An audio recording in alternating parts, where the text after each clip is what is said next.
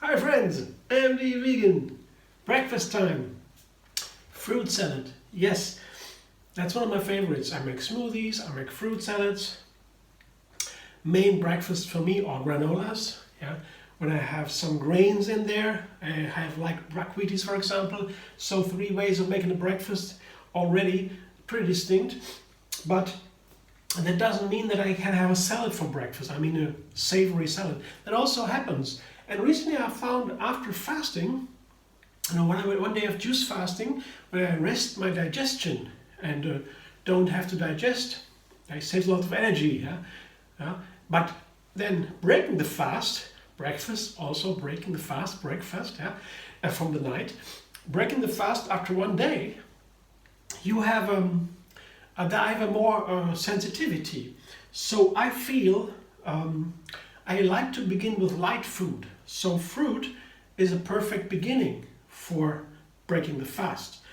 But it doesn't mean that it's the same every day. So, for example, after a fasting day, the digestion has rested and also elimination is slowed down. Of course, everything stays in the system more than usual. And when it begins to move again, the bowel movements and everything, when after fasting, when you eat again, of course, it is nice to bring it all a little bit to encourage this movement, to put more water in there, that means. And fruit is high in water and very light, whereas greens or more protein, for example, high in protein and fat foods, they are not so high in water. That means the digestion and the elimination process is also stopping. So after a fasting, eating a salad in the morning might even make me feel a little bit stuck. Not necessarily, but it can happen, yeah. So fruit after that is for me preferable, but on other days when the digestion is working, everything is fine or so it's working, then I can have a salad in the morning. And I also alternate that a little bit, yeah. Especially when in the evening I had a salad, finally, before I went to bed, early enough of course. Then in the morning I usually like to start with the fruit. Whereas when I have fruit in the afternoon or at night, and it's very nice to have a light sleep, I usually start more with the salad in the morning. That's another example. So it can vary all the time. It always depends on how I feel, and there are many reasons for that. That is very personal. That's why for general knowledge, what is for everyone or for most of the people, we need a science. Anecdotal science, that means experience I make for myself and I share with my friends or so, is a completely different story than really peer-reviewed science. We have to make that discrimination, and it's very important, I guess, to have when we talk about responsibility for everyone. What's the best food for mankind, for example? This is a general question, and it's not so much with one person, because I can have different experiences. I can be sick, I can be healthy, and so my food is different. Whereas we know very little things that is for everyone. For example, what we know is that vegan food is for everyone. The plant-based food is for everyone the best food. That means for most part of the people. There is not a single study known that proves that animal food has been necessary in our times. In the middle of the 20th century, people starved. They had not enough, not too many people. I mean, the most of this premature death were by starvation. But today, most of the premature deaths are by wrong food, caused by wrong food. That means animal food. So this situation changed, and today we can say, we have to say, and plant food is better for humans, in general. So, but we don't know much, and we know also that it has to be whole food. That also we know in general. whole food is in general better. So, and it has not to be too much processed. Yeah?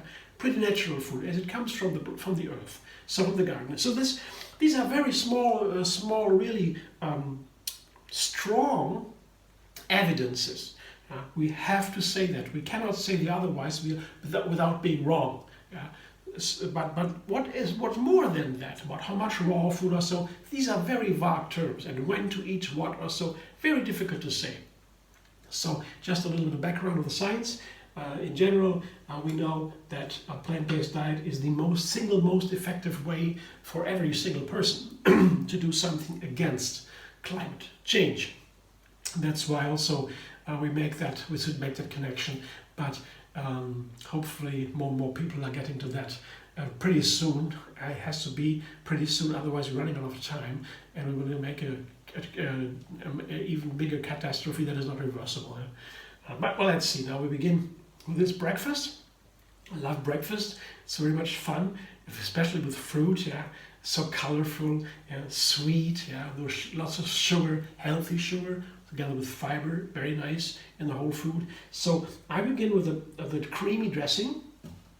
I can show you my fruit today. The main fruit here is an apple. I love all these three fruit belong to my favorite, and they have a long history. Here, apple is maybe the favorite fruit on the planet. Maybe bananas are too, but apples are pretty high because they are balanced with sweet and sour. Very nice balanced food. It can also be in salads, very nice with greens. No. And here's a mango that is very nice. In India, the people take it for a better skin. They say mango is good for the skin, and that is true. Yeah, it is delicious. It can also be savory. Yeah, it tastes a little peppery, and that's why it's used also in hot dishes a lot. Yeah, mango is one of the favorite fruit in India because of the skin. They say beautiful skin, mango. That's what they say. And the third fruit, completely different, more what I would call a solitary. That is a solitary is a pineapple that it is at best eaten by itself. Yeah, in many cases, though there are some combinations which are nice. Apple, for example, no problem. Citrus fruit in general, no problem. Bananas, no problem. Coconut, no problem. But as soon as you begin to blend other nuts with macadamia, with pineapple, it might be difficult because somehow they push each other away. Eating a pineapple with the wrong other ingredient, the flavor, so to say, falls apart, doesn't come together, there's no harmony. It just tastes strange, like something like paper or so almost.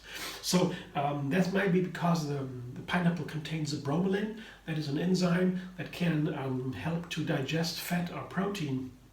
Very rare, but super healthy, of course. And a pineapple has that, yeah. And it's a wonderful flavor if you have the right combination. So more of a solitary, like watermelon, for example. I would never combine soft watermelon with anything else. I mean, you can, but there are personal things there. So this is the three main ingredients for my little fruit salad. And now I make a creamy dressing that is based on bananas, another top fruit of the world. So today, very, very common fruit here. 2 cups of banana slices. And that I always like to combine a lemon with banana, and you blend it. That really makes the banana flavor even stronger. Somehow they seem to be related. And that also keeps the banana light, so it doesn't turn brown. If I mix blend the banana, it can turn brown because of oxidation. That's a waste, not so good, decay. So blending with the lemon keeps that from happening, and that's very good. Yeah, lemons are antioxidants, very important. And here, one of the main health benefits we have is being antioxidant. So here is chia seeds, maybe 2 or 3 teaspoons, and that chia seeds are super healthy because, especially for breakfast, not only are they rich in omega-3 fat, that is a very healthy and rare in plants, rare fat. This fat we need, necessary, essential fat, and we don't find it that much. Flax seeds have it, And here, of course, the chia seed prominently, lots of protein. So that is a very nutrient dense and minerals and fiber, and so very chia seed is very nice, and can eliminate also heavy metals. We've got the gel, so many good things in chia seed. But one thing I want to focus on as we're talking about breakfast and fasting and health, and so chia seed is a specialty. If you eat chia seed, yeah, it saves calories, so it's very good for weight loss. If you see 1 teaspoon every day is enough to lose weight on a long term. Yeah, it goes down more and more every week. Very interesting, just because you don't eat that much later, it saves calories. Absolutely fascinating. I mean, and breakfast does the same in another way. So eating breakfast for chia seed for breakfast is super when you want to lose weight. And I try now to blend it with bananas and lemon, and I will see what happens. It might be nice, but can also be that sometimes when you blend chia seed into other ingredients, it might happen that it turns bitter.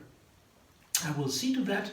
And if that happens, I have to add something more, but now I try, might be it works. Let's see. Blender dance.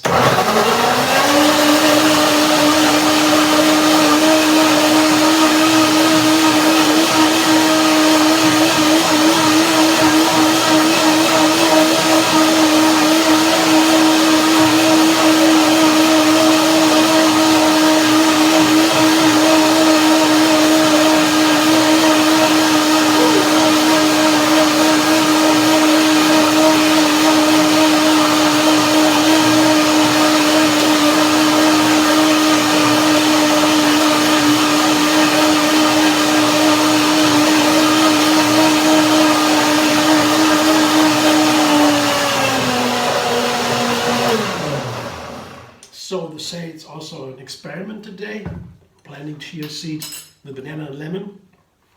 I was doubting a little bit because the chia seed is not so good sometimes with citrus fruit. Yeah? If you make a chia pudding and you think about what kind of base you take for the chia to soak, that can be better if you use certain kind of sour citrus fruit. But let's see what happens here. You can always make a change to save it. But this is an experiment. Always interesting what you can take. Let's see. No. Very nice. Well, one more time.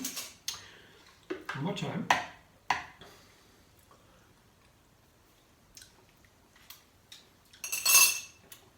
No? No bitterness? Okay, it works. Yeah, it's still runny and liquid. I show you what it looks like when I pour the chia seed banana cream over my pudding. Yeah. I didn't want to make it too dark.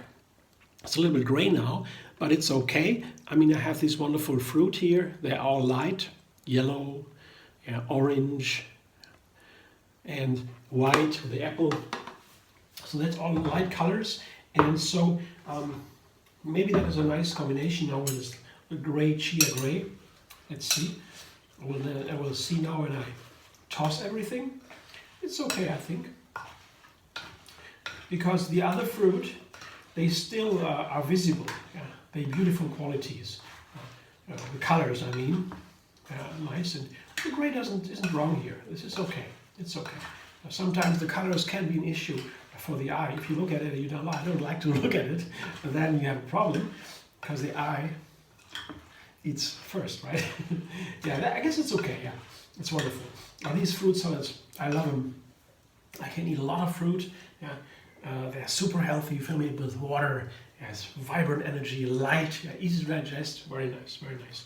So adding a little bit chia seed here goes a long way because we have these protein and these fats, not so high in fruit in general. So it makes the breakfast a little bit more keeping. And as I said, it also saves even calories for eating in the later in the day afterwards. So now I fill here a little glass, a little breakfast glass for me, and I will top it with pomegranate seeds. How to open a pomegranate? You can find a video on that linked under this video. You can see how it works without making a mess. But also pomegranate, like the others, is also a very outstanding fruit. It's called actually one of the healthiest fruit. It is so wonderful. It can, I guess it's about brain damage. It can help with brain damage and heart disease, most prominent, or cancer fighting. The pomegranate is really amazing fruit. I love it. It's also a seed, yeah. The little areoles, yeah, that's called the little pomegranate seeds. They're called areoles because they have a liquid outside, a gel, yeah, and inside there is the seed. In every areole there's one seed. So what you're eating is basically seeds. Yeah. And that means they're also high in protein and a little bit fat. So pomegranate fruit seeds are a very special fruit, also by their kind, by the species. What can I say? Well, like food category. So that's my breakfast. I guess that will be fun to eat, and of course very healthy and nutritious. All food should be like that, right? Thanks for watching. I hope you enjoy. If so, thumbs up, like my video, subscribe. Emily Vegan on YouTube. Have another video every single day. And find me on Facebook, Instagram, Pinterest, and Twitter. And tell everybody, we need to go vegan, all of us, to save this planet.